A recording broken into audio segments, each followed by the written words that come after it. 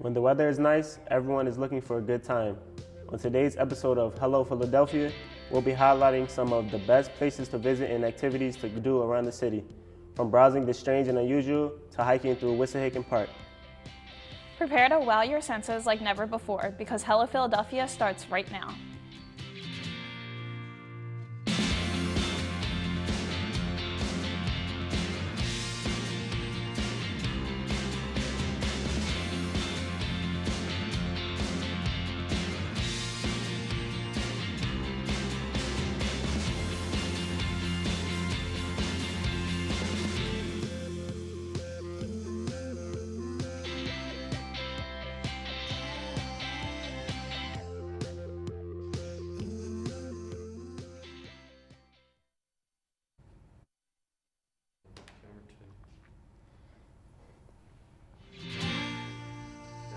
Welcome to Hello Philadelphia, the show that explores the 12 diverse neighborhoods of the city, shows you its best kept secrets, and brings you all you need to know about Philly. Hello, I'm Amanda Giancola. And I'm Jawan Morant.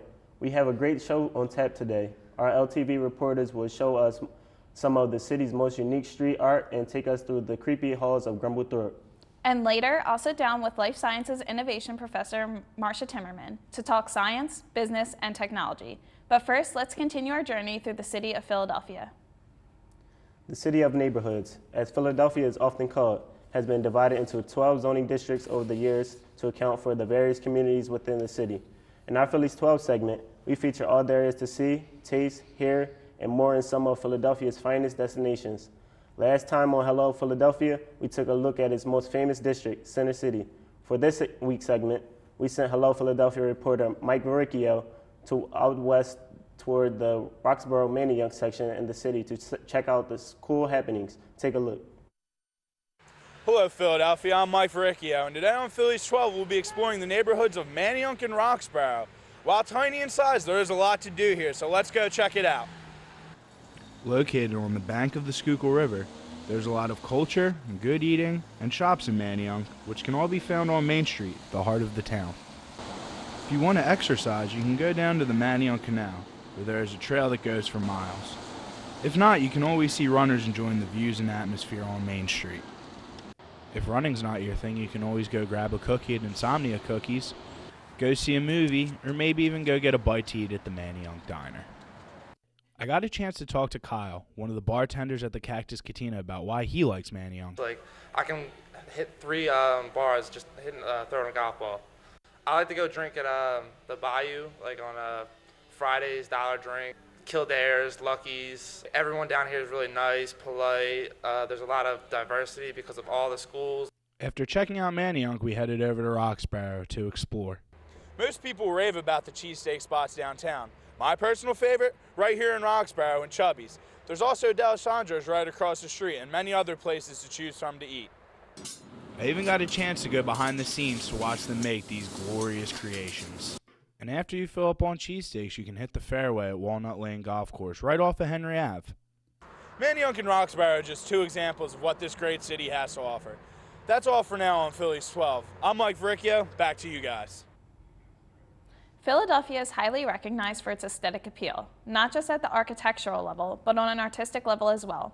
It's almost impossible to make any commute throughout the city without catching a glimpse of any number of breathtaking murals.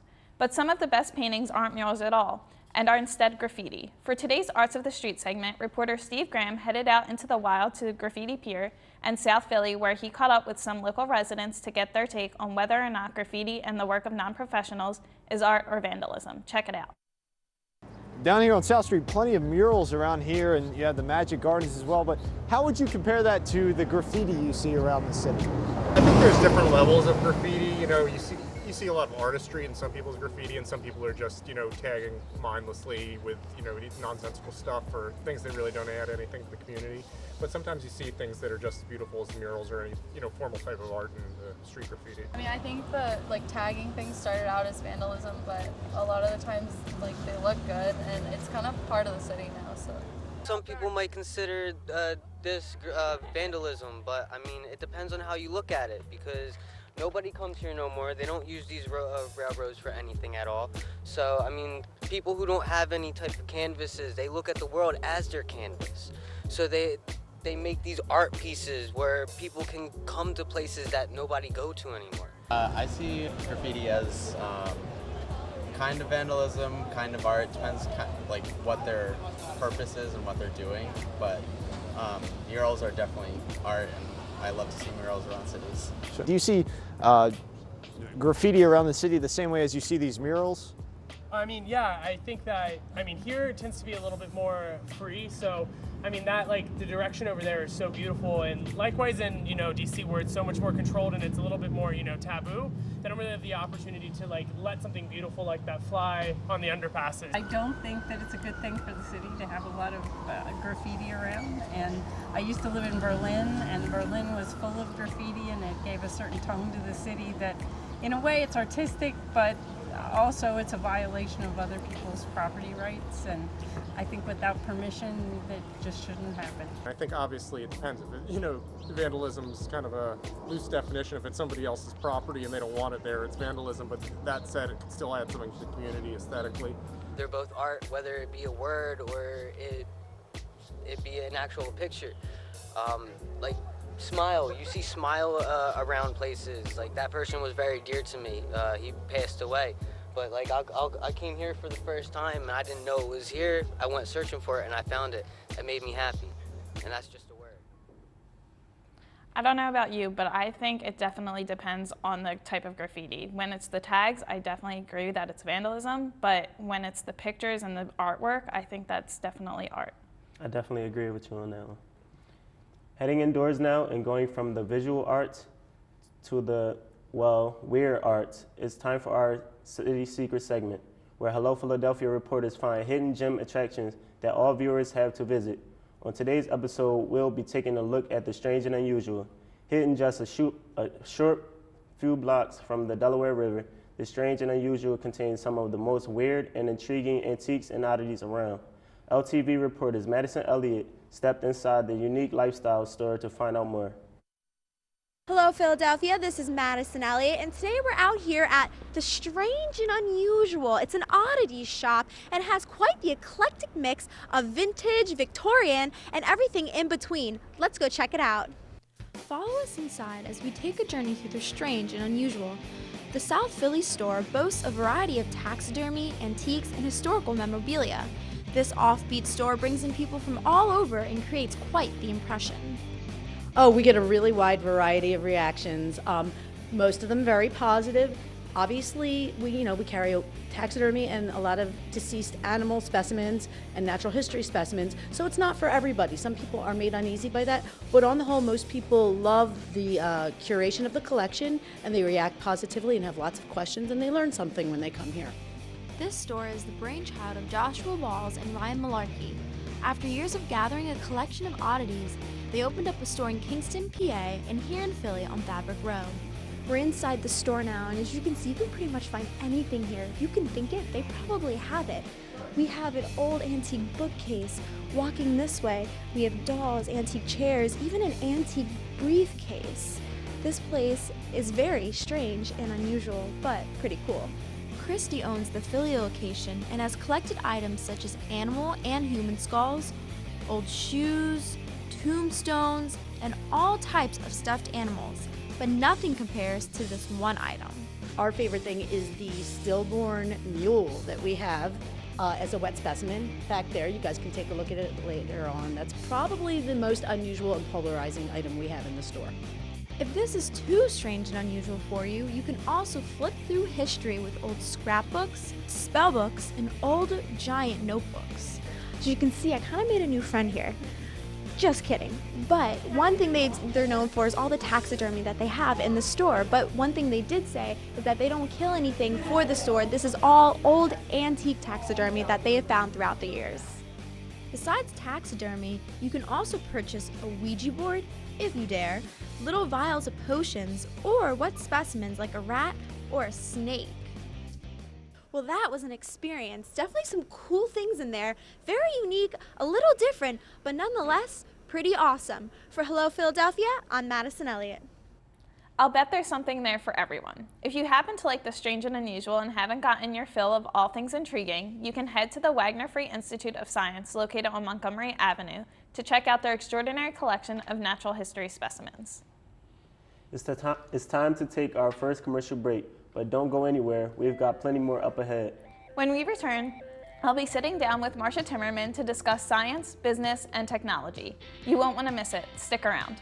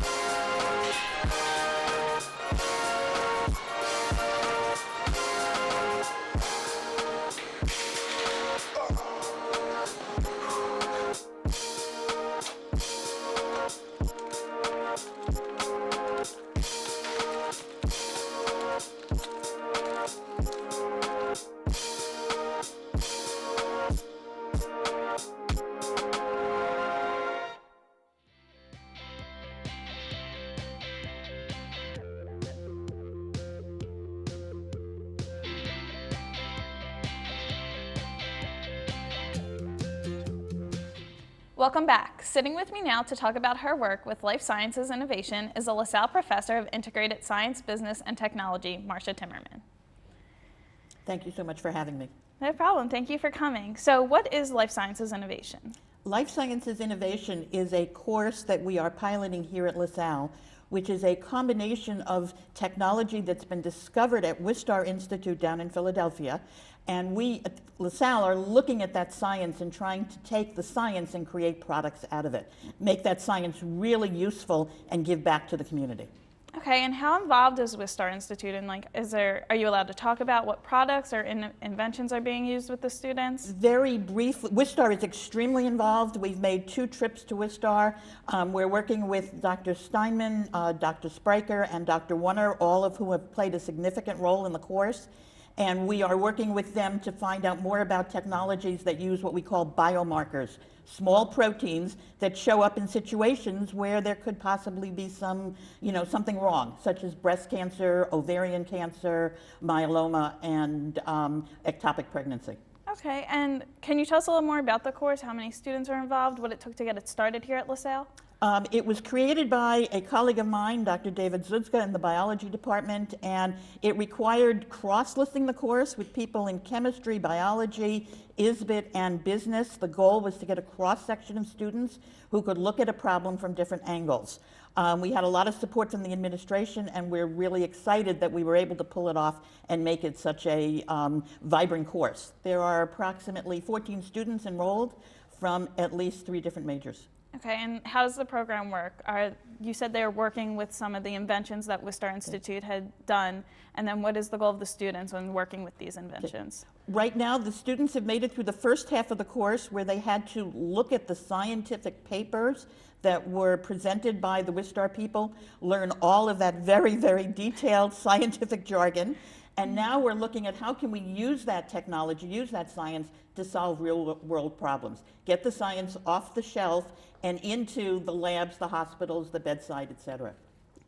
Now, most people watching our show and in Philadelphia don't really understand anything about biomedical research. Can you explain the process that they do to do this research and how the students are working with it? Most biomedical research doesn't necessarily, it may start out with a specific goal in mind, but the research itself takes the scientists to the solutions. The scientists are very, very focused on their science. They do a wonderful job, but they're not so in tune with how it can be related then to the patient. A real product can't be something that requires a PhD to run it and cost, you know, $50,000 a day to do the test. So that technology, which is wonderful, has to be translated, if you will, into something that can be used by average people, sometimes, you know, more trained people, sometimes less trained people, but to make it useful to the society in which we live. And how successful has the program been so far? Do you expect it to continue into the future here at LaSalle? Are other universities becoming interested in it? Well, I don't know about the other universities. I know here in our class, I've been very, very impressed with my students. Like I said, they've made it through the first half of the course, and we're now beginning to look at the commercializations. We're now beginning to struggle with how do we actually find a use for this technology? Where is it practical? Where can we go? We are partnering with the entrepreneurship classes here on campus, meeting with those students, getting their feedback, and trying to see how well we'll be able to put together a plan for Wistar to pursue these inventions and how they can make them commercial. Okay, so they're clearly doing a lot of work at Wistar. Is there any work inside the classroom that they're doing? Are you having guest speakers come and speak to the students about anything? Yes, we actually have a guest speaker coming today from Safeguard Scientific, which is one of the major funders of new technology, new science here in the region. We've had patent attorneys come in and talk about the patents. We have some marketing experts coming in, representatives from Ben Franklin. So the work has been done mostly in the classroom, but the people, with help from the people from Wistar. Okay, and now how do you perceive the future of this field with the integrated business science and technology? Do you expect it to be more integrated in order to commercialize these scientific discoveries? How do you see it going? Well, I think it's hard. Most of us like to live in our little silos that do the stuff we know best. But realistically, if we're going to have a significant impact in this world, we have to integrate. We have to listen to colleagues, find new ways to approach things, and come up with different answers to different questions. Now, is there anything else that you have to say about the program? Anything else about the course? I'm just very, very grateful to be able to be on the ground floor of doing this. The Wistar people have been fantastic. My students have been absolutely fantastic. I do see us doing this course again and again. It's just been a wonderful experience, and I really do believe the students are learning a whole lot. And we're definitely excited to hear more about it. Thank you for joining us today. Once again, we'd like to thank Marcia Timmerman for joining us. We're going to take another short commercial break. When we come back, we'll explore the haunted grounds of Grumblethorpe. Don't touch that dial.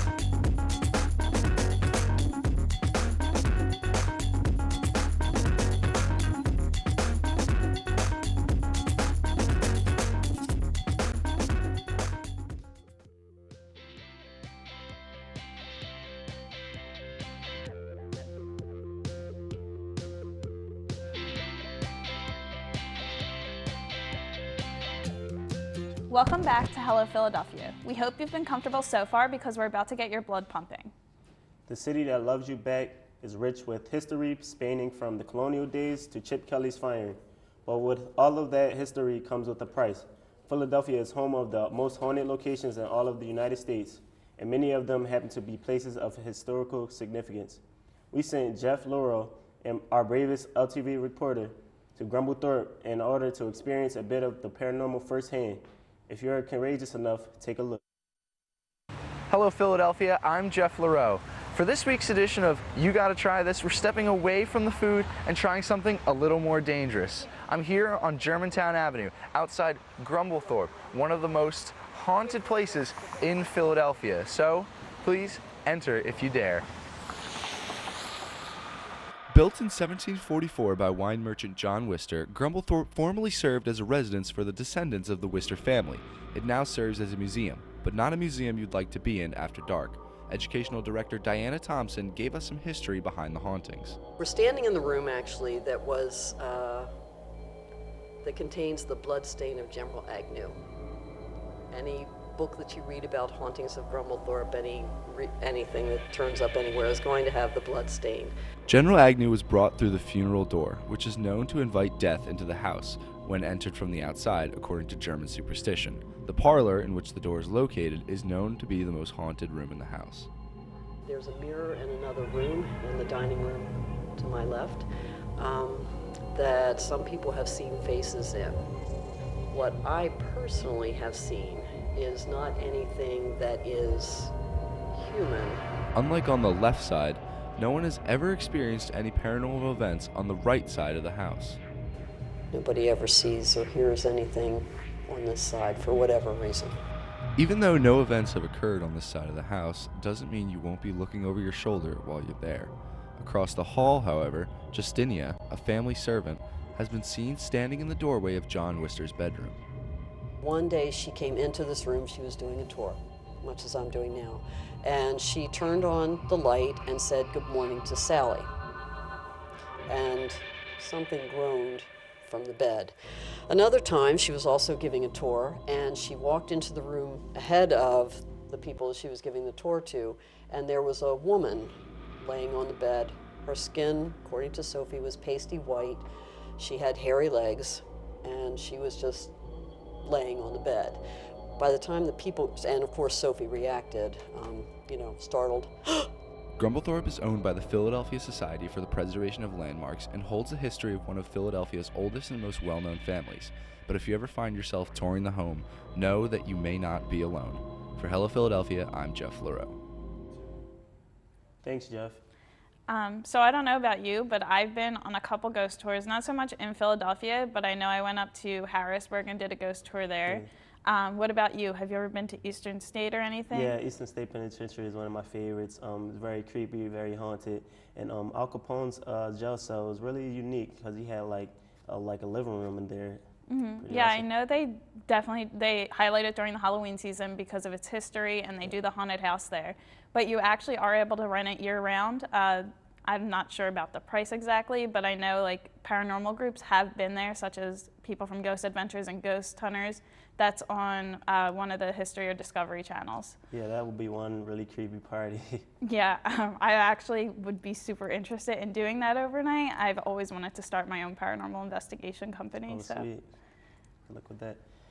Well, if you're an adrenaline junkie and Grumblethorpe doesn't satisfy your appetite, there are plenty of other locations around the city to get a proper fright. Cleveland Manor, also located in Germantown, is known to be haunted by a headless woman who roams the halls. Fort Mifflin, located in South Philadelphia, is often frequented by the spirit of colonial soldiers and a screaming woman. And the Laurel Hill Cemetery is a bone-chilling atmosphere among some of the centuries-old gravestones. If horror isn't for you, a less terrifying way to get your heart rate up is through good old-fashioned fitness. In our Philly Fit segment this week, reporter Leo Alvarez traveled to Wissahickon Park to see how local residents are working off some calories and enjoying the natural beauty of the city. Then I finished off the day by making a healthy home-cooked meal to keep the taste buds satisfied. Bon appetit! Hi, this is Leo Alvarez from LaSalle TV here at Wissahickon Park. This is a beautiful park to just see things, to walk your dog. You can horseback ride here. There are a ton of things to do. And there are a ton of things to see too. So you can come here with friends or just come here with me. But let's go see what we can find.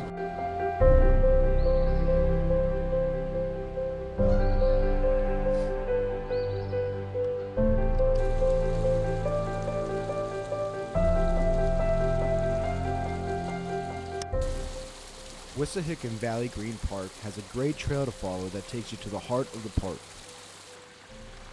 In addition to the many things to do, you can also see and hear the beautiful things nature has to offer.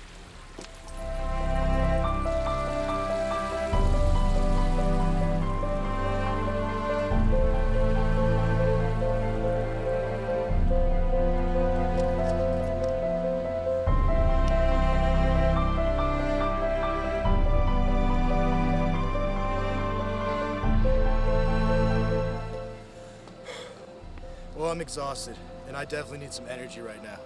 I could use some food. Amanda, can you teach me something? I don't have too much money though. Alright, today I'm going to show you how to make ham and cheese pinwheels. First, you're going to start with a cookie sheet and spray it with some non-stick spray. Then you're going to take 2 tortilla shells and place them onto the cookie sheet. Next, you're going to place about a tablespoon of spicy brown mustard onto each tortilla shell, and then spread it.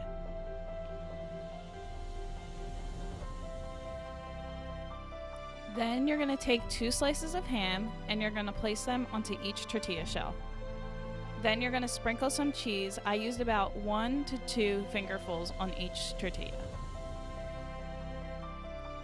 Next, you're going to place it into the oven until the cheese is melted to your desire. Once the cheese is melted, you can remove it from the oven, and then we're going to place some romaine lettuce onto each tortilla. Then you're going to roll it and cut it in half, and you'll have a healthy snack for under $15. Enjoy! So Wissahickon Park was definitely beautiful, and something that Leo somewhere he really couldn't go because it was not warm enough was Devil's Pool, which is, I know a lot of people like to go there in the summer and just jump into the water, but the nature around there is just beautiful. And the food, the wrap was definitely delicious. I love ham, and lettuce is great, especially with salad. You don't even have to put it on a wrap. You can just throw it in a bowl and eat it as a salad. What about you? What do you like to do for fitness or healthy food-wise? I just like going on long walks or jogging around the track, and also eating healthy definitely is a big, major part in being healthy and fit, and also the gym as well, so yeah. Well, that wraps up this edition of Hello Philadelphia. You can always keep up with us, all of the LaSalle TV on Facebook, Twitter, and Instagram. You can also catch up on all LaSalle TV episodes on LaSalle TV's YouTube page. Until next time, for Joanne and the entire Philadelphia crew, I'm Amanda Joncola. Thanks for watching, and we'll see you next time.